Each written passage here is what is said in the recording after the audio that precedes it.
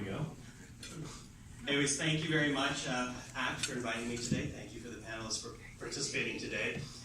Just to outline what we're going to be talking about, obviously what we want to talk about is Together Towards Zero, but we have about 30 minutes to do this. Yeah. So to the panelists, I'm just going to ask that you bear with the timing in mind, and you don't need me to moderate everything. Jump in. If someone says something that sparks an idea, by all means, jump in with your thoughts and share that with the people gathered here. So thank you for being here today.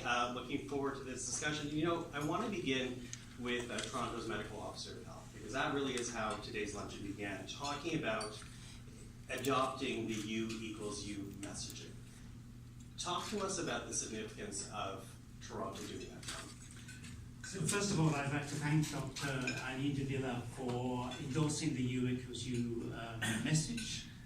As far as I'm aware, it's the first public health unit in Canada to do so.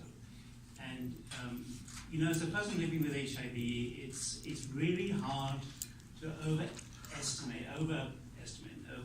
overstate the power of that message for somebody living with HIV. You know, because it really changes the face of what it means to live with HIV. So, I mean, it essentially means that I can have sex with my HIV negative partner without fear of transmitting the virus to him. And really it changes the face of what it means to live with HIV and how people like me are perceived. And one of the things I'd just like to say about that is that for so long, people like me have been seen as vectors of disease from whom the public had to be protected. And now, the message we're giving, and I ask you to remember this because I think every conversation with HIV should start about it, is that people living with HIV on effective treatment can live long and healthy lives, can have HIV negative children, and won't pass on HIV to people they have sex with. So it's a game changer. That's my idea.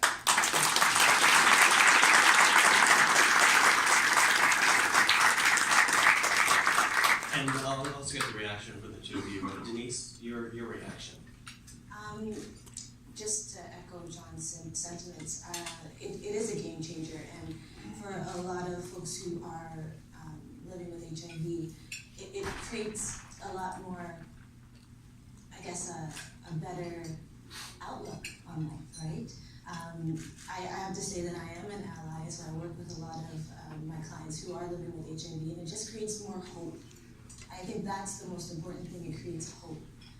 And it puts more of the responsibility of education on individuals, even those who aren't living with HIV, to educate themselves, because it changes the conversation of what HIV looked like for the general public.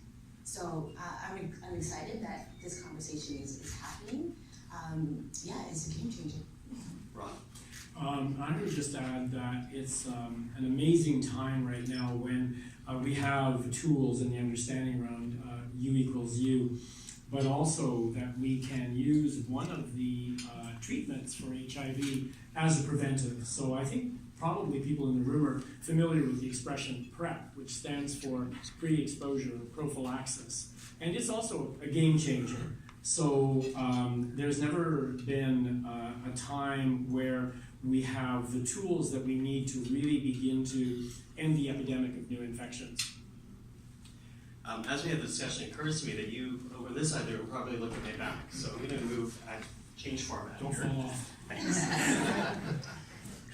So I'm just going to do the discussion here. Is that okay with this table here? Okay. I'm told this is my best view, so, so you're welcome. So, you know, John, let's pick up the conversation, because we talk about U equals U. It also sets up an initiative that many people in this room are aware of. And by that, I'm talking about the Toronto to Zero initiative. So talk about how U equals U sets up that initiative. Explain to people who may not be aware of Toronto to Zero in the room what that's all about. So Toronto to Zero is a local initiative where community members and HIV service organizations such as ACT, clinicians, researchers, government, and others have come together to really work very closely together to end the HIV epidemic in Toronto. And our intention is that we would join what is a global movement called Fast fast-track cities, which is about now, I think, 250 cities across the world who have a large HIV epidemic. And what they are trying to do is to dramatically decrease new infections, to improve the lives of people living with HIV, and to dismantle stigma.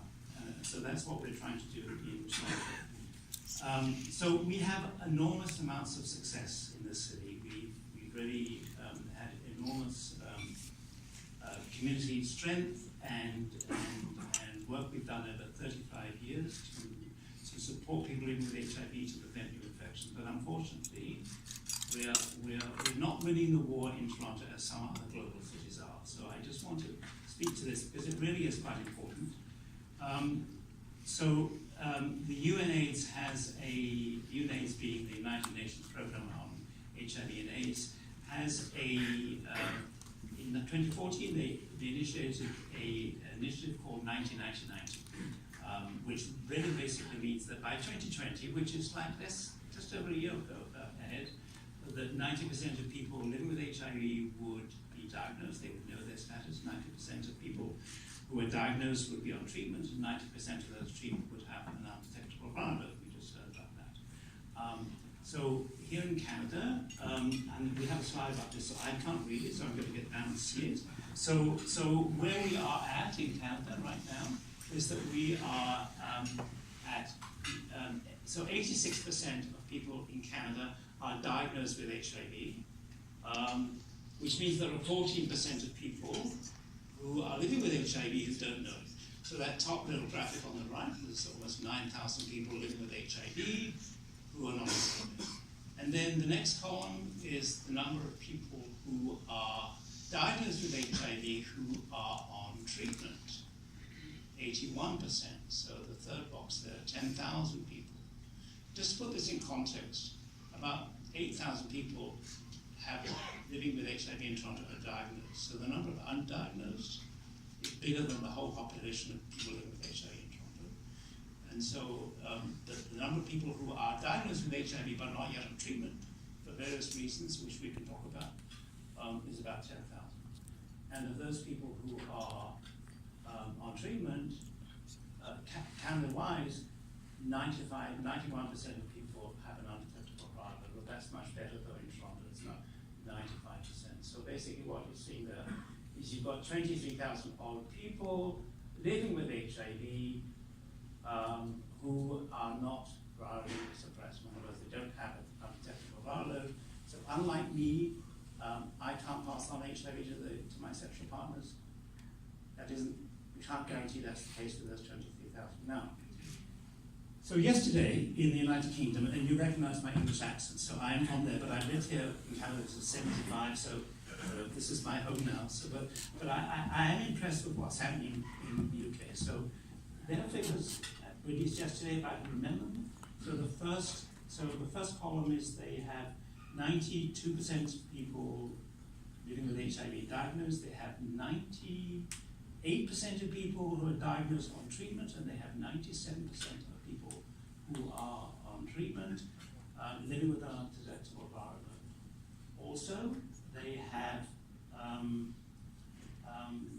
figures released yesterday, I think, across the UK, in all populations, in all parts of the country, the number of new diagnoses decreased by 17%.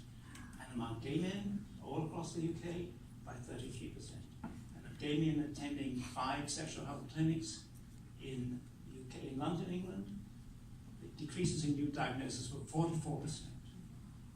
Our latest figures, we don't have as much up-to-date figures, our diagnosis rate across Canada increased by 11%. And in Toronto, where there are about 8,000 people living with HIV, and about 400 people diagnosed last year with HIV, which is almost 8 a week, our numbers are not going down. This is why Toronto to Zero is really crucially important, because we've got to start addressing the fact that we are not fighting the HIV epidemic in Canada and in Toronto like our other global cities. So let's underline that then.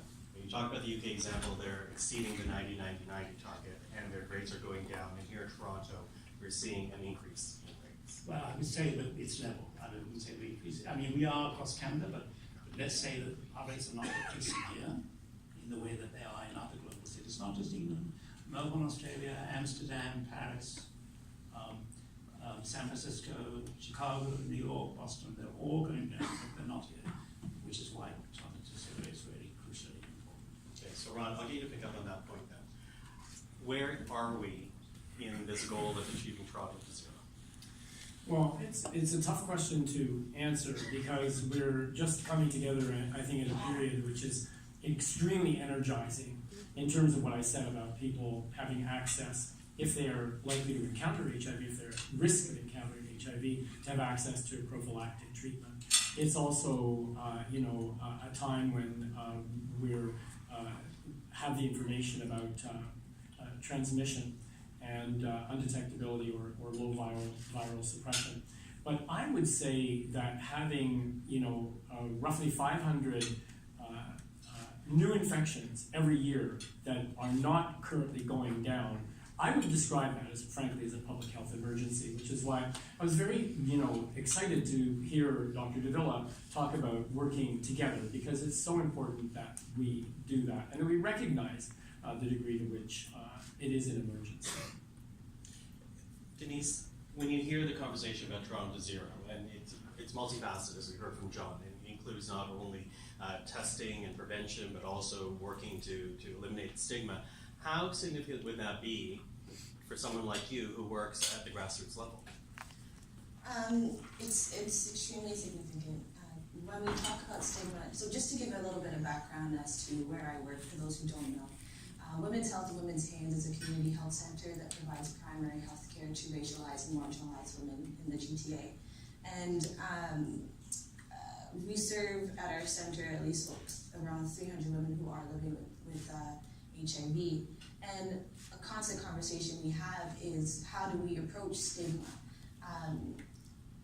A lot of women that I've spoken to have talked about how, in terms of stigma, there was always a fear of wanting to get tested, because if I was to find out my status, or for women who haven't tested as well, if I were to find out my status, there's the fear that is ignited, right? And the fear of isolation, the fear of losing their community, the fear of losing parts of their livelihoods, things that make them who they are, and it impacts every area of their lives.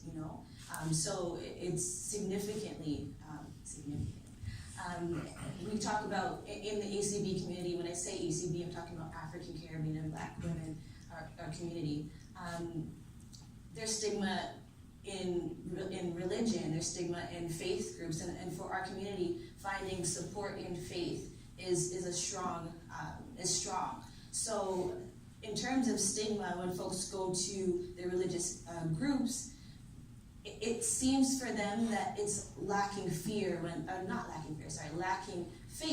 when they are newly diagnosed with HIV, if that makes sense. So it impacts every area of their lives.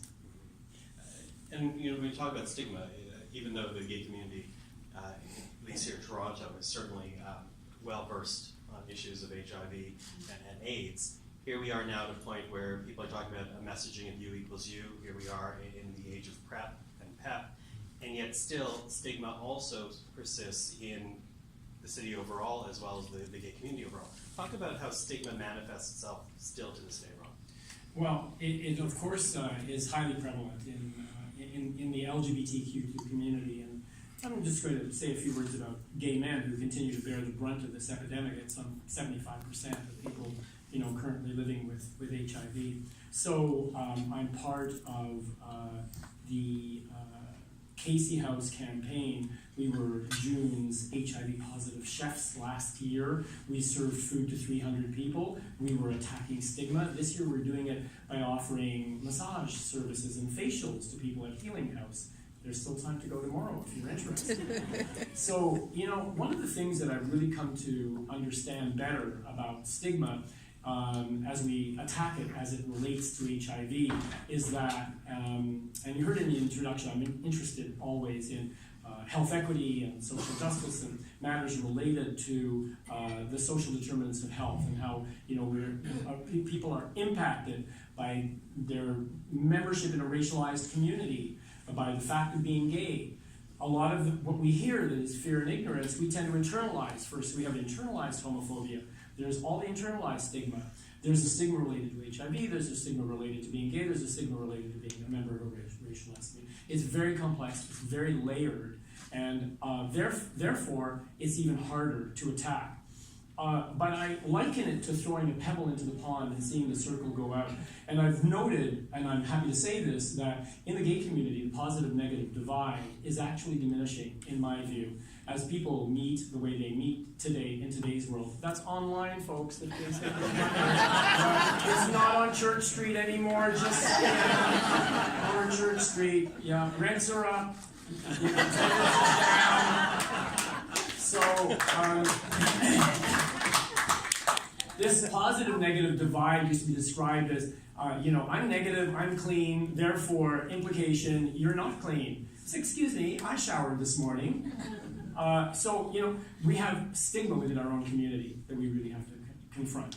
And we need, for the concentric circles of these stigma campaigns, to move from personal to intra-community to the broader population. And we have all of this to tackle all at the same time. So, that's a little more about stigma. And it is essential to tackling the epidemic of new infections. If we don't get it right and do it properly, we will not be successful. Okay. Well, let me pick up on that point then, and this to you, John. How do you then meet the challenge of challenging stigma as you try to get people to be tested? Because before treatment, one must be tested first. Right, of course. So going back to the you equals you message again. So this is also a very strong message, I think, that says, so we know that from research, we know that the reasons people don't get tested is because they don't think they're at risk, or they think they're terrified of a positive result. In fact, Public Health Agency Canada's just released a survey of Canadians' attitudes around why they don't get tested, and I think 50% of them said for fear of a positive result. Now we have the you because you message, and I don't want to downplay the significance of getting a positive diagnosis, but when you hear the message that if you get tested early, and if you're positive, you get on treatment right away, you can live that long and healthy life, and you can have healthy kids, and you won't pass on HIV to your partners. That is an amazing message that changes the face of HIV, and I think goes a long way to dismantling stigma. I would think. So for me, keep that message in mind, because I think it's the major tool we have now to dismantle stigma. Go ahead, please. I think in terms of dismantling stigma in the Canadian healthcare system, a lot of our clients avoid getting tested because of how they will feel when they step into that clinical setting from their healthcare professional. I've heard that what a participant that I've had has said to me that they decided not to get tested when they walked into their doctor's office because they felt immediately that they were prejudged. Even asking for an HIV test, the doctor didn't want to, the doctor automatically assumed that she was promiscuous. And I find that you have to push some doctors in order to get an HIV test if you don't go to a sexual health clinic, right? Can I jump in on that Yeah. one? Because sorry, I'm just going to stick with things for one second. I will come to you, I promise. Only because I know that there are also initiatives that your organization is also trying to challenge to make it easier for people to be tested and avoid the stigma. What we do at Women's Health, we provide HIV support throughout the cascade. So really to attack the 90-90-90, we have prevention programs in place right now, which I coordinate two. First, the first one is called ACB Women Taking Control of Sexual Health and HIV. What we do is we've recruited 20 women from the community who are educated and trained to do community education on sexual health and HIV prevention and promote HIV testing at the local health facilities and at Women's Health. Once we did that, we realized that yes, we're providing education, but we've noticed that testing among ACB women in Toronto is still very suboptimal.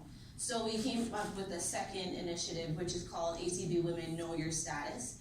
And what we've done is we used social settings. We called it Girlfriends Project or Girlfriends Home Parties, where we ask women to recruit their friends to come over.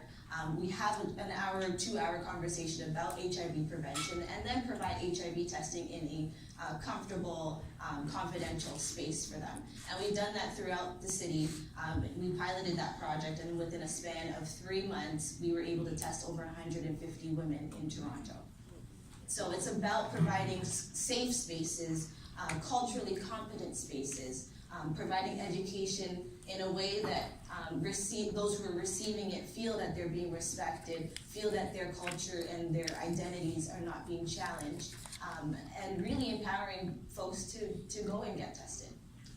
Can I just build on what Denise is saying and talk about the importance of making sure that we increase access to testing in ways that work for ACB women, ACB men, gay men, and everyone. So we need to make it easier to test. There are a lot of men today gay men who've been testing for years, and they need to be able to self-test or to go to a pharmacy and maybe get a rapid point of care test. So we're not doing that. We're basically insisting still that people go to the test. It's a centralized laboratory. We really have to take the test to the people. And that's what we're going to do. So, every step along the way, when we look at what we need to do, that's just the start of it. So make it easier to test, especially for people who are repeat or frequent testers and over the years. And then maybe we should be doing that, and this is where it gets exciting around here at ACT, is that we should do it within the context of a sexual health hub. So there may be one at Women's Health and Women's Hands. I hope you'll speak about it. But there are, projects afoot where ACT is very involved in looking at a gay men's sexual health hub. And that would be a place where men could, and all members of the LGBTQ community who feel that they're at risk, could test. It would be a place where you go in the door. If you're negative, and if you're a candidate for PrEP, you could be put on PrEP. If you end up with a diagnosis, you could be triaged or guided almost into immediate care, because we lose people to care. They get a test, and then they don't go to the doctor. So we have to plug the leak in the system and make sure that people are going to meet with a healthcare provider who can prescribe treatment. And in some jurisdictions, the ones that we wish to emulate or do a better job of emulating, taking a look at what they're doing, treatment can begin the same day. So that's part of it. But the other part of it is that we have a very, very high prevalence in our community of mental health issues, of substance disorders, of trauma. And so we need care that's very holistic, where we can also offer people care that will deal with some of these mental and substance issues and so on. Very important. And that's the next step in this continuum.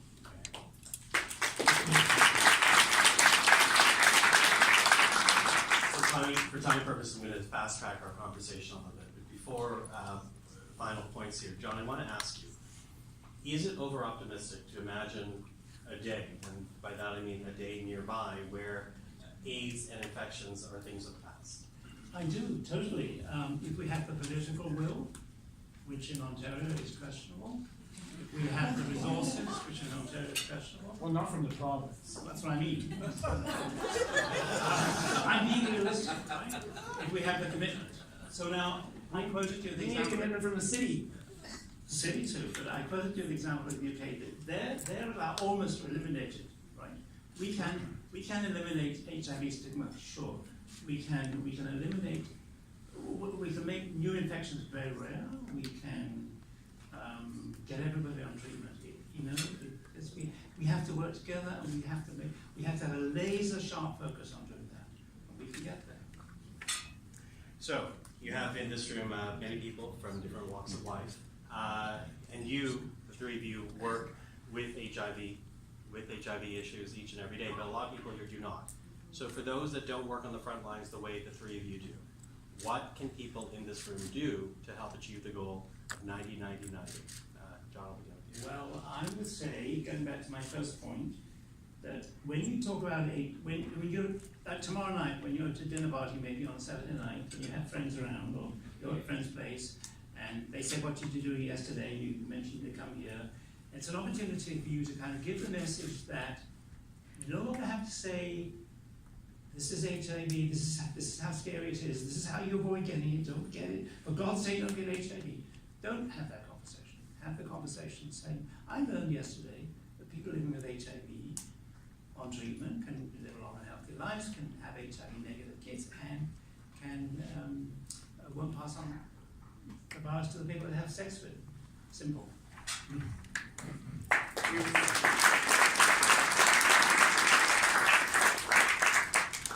There's so much to say.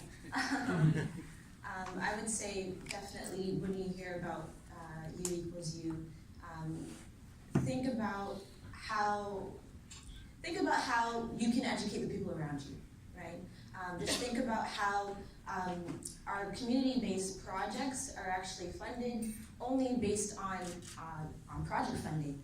So if you can donate to your local agencies and really support, like Women's Health and Women's Hands, you can really make an impact on providing culturally competent and safe programming that can support our community from beginning to end, from education and diagnosis to linkage to care to support and treatment. So really think about how you can make an impact financially. I'm going to say it because it needs to be done. And think about how you can educate the folks around you, because people are living long and happy and healthy lives. And we can really put an end to this epidemic if we really focus on education and diagnosing new infections. Two things, because I don't want to repeat. Support ACT, that's one thing, of course, that's a great idea, because ACT's going to be instrumental in getting us to zero. But the second thing I want to say, and I was hoping to say it earlier, is that we have to find a way together to cut down on the overuse of the criminal law to prosecute people for failure to disclose their HIV status. The use of the criminal law for what should be a public health issue is driving this epidemic underground. It's preventing people from taking responsibility for their own health. It is preventing people from coming forward to test and get diagnosed. And we need to put pressure, so help us put pressure on our politicians, both federally and provincially, to continue to reduce the use of the law to punish people for failure to disclose a health condition.